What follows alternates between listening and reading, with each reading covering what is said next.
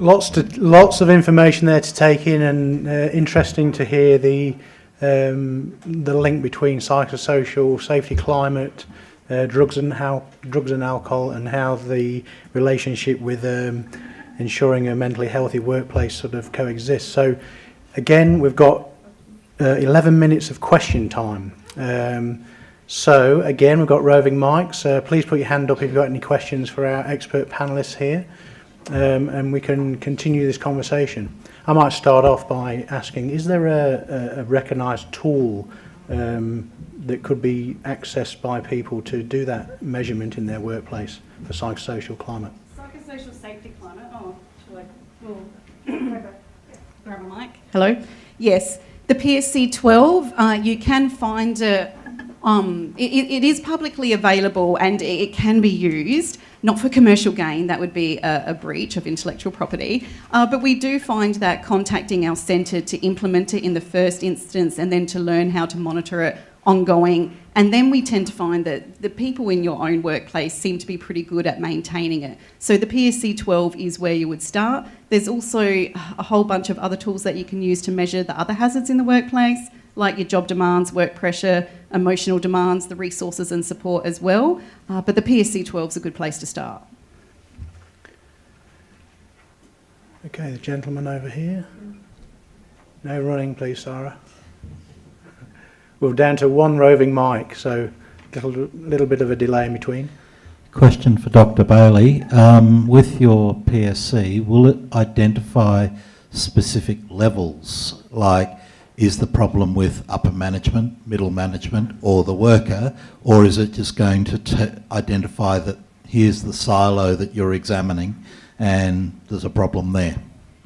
Look, it does, and it can to the level of detail that your organisation is willing to reveal about that. Certainly the subscales will reveal if sometimes we find it's about organisational communication. So the policies exist, but people don't know about them. That's one of the problems. Sometimes it's about participation, that people don't feel that they can actually use the policies in the appropriate way they've been designed.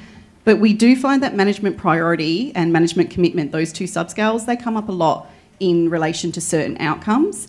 Then we can actually drill down to your management group at the executive level, at the manager level, at the team level. And now all of those things interact, but we can sometimes see that there are problems that start at the top.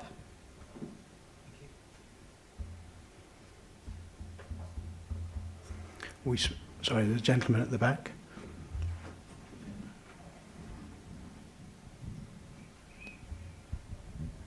So how do organisations typically handle it when the data says that the problems are at the top? Well, at this point, it's a voluntary process and you actually pay to use the scale when you engage our consultants. So those organisations have people at the top who are already interested and want to be active. It's something I call the Google approach. The Google places are interested in this stuff and want to do something about it. They want to know. And they want to know how to change it. They want to do the best for their workers. They're very well intentioned. It's the organisations that we measure when we do some of our national work, and we can see there are organisations in those really high risk ranges. Those don't tend to be the ones that engage our services, whether or not that changes in the future. So the ones we've worked with so far, we tend to have top management support for looking at those areas, investigating, and even if themselves might need to consider some change. That's happening, but we haven't tackled the real problem workplaces at this stage. Seems to be a bit of a theme throughout all these discussions around commitment of leadership and how that is instrumental in anything being successful in the workplace. So I think we're all mindful of that, but there's no quick fix.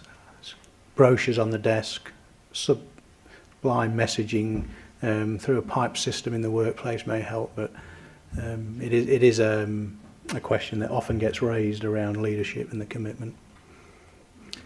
Question down at the front here. Come on, Sarah, a bit quicker, please. Oh, no running, sorry.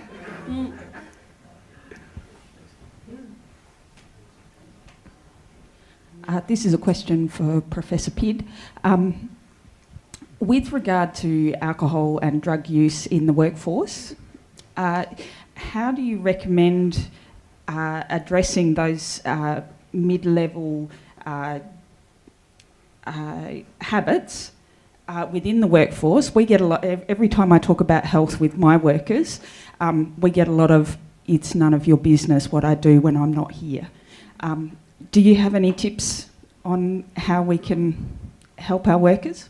I think when it comes to employee awareness programs, I think it's really just pointing out that how that behaviour can impact on the workplace, and it's not just about their behaviour away from work, that when they do come with a hangover, it is actually impacting on the workplace in terms of presenteeism and that. And a lot of people don't, a lot of it is about not so much trying to tell them what to do, but just letting them know how they can stop feeling so bad or prevent their health. It's like people just being aware that, you know, if they stop drinking at a certain time, it's unlikely they're still going to be affected or have a hangover the next day. Just giving them recommended guidelines of, yes, you can still drink, but if you drink in this pattern, it's less likely to affect your health. And a lot of people just aren't aware of those simple rules and simple health messages.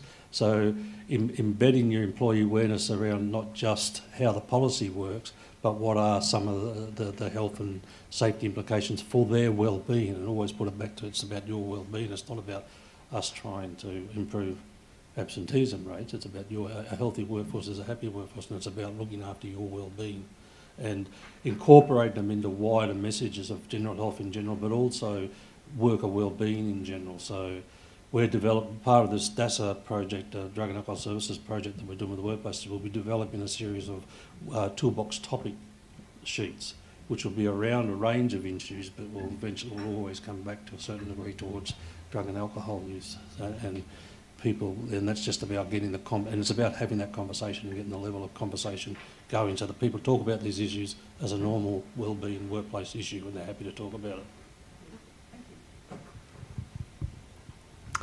Okay, anybody else? Last chance, by the way, before we lose these experts.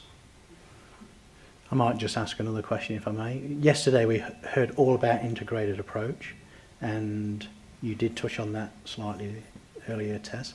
Any examples of how somebody has integrated either of the areas that you've spoke about today into an integrated model?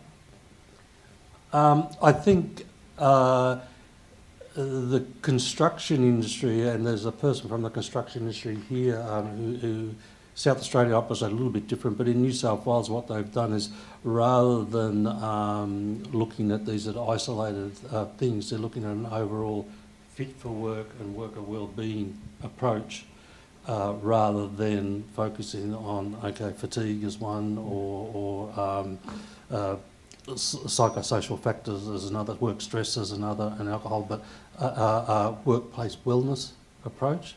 And there is some places that are moving towards that, and the construction industry in their national fit for work policy is trying to do that. And while the focus is on drugs and alcohol, and it's come through the recent changes to the building code, what they've done in New South Wales is there's another whole range of other things that affect fit for work too, and that's to do with fatigue, chemical exposure, stress-related factors, and bringing it under that whole thing and incorporating it under one umbrella. So I think that is the way to do it. I mean, but it's really about a change in how workplaces think about this as a workplace thing, rather than focusing on the worker, focus on the workplace. Thank you, Ken. Okay, any other questions? All right, well, please join me in thanking both Ken and Tessa for their time today.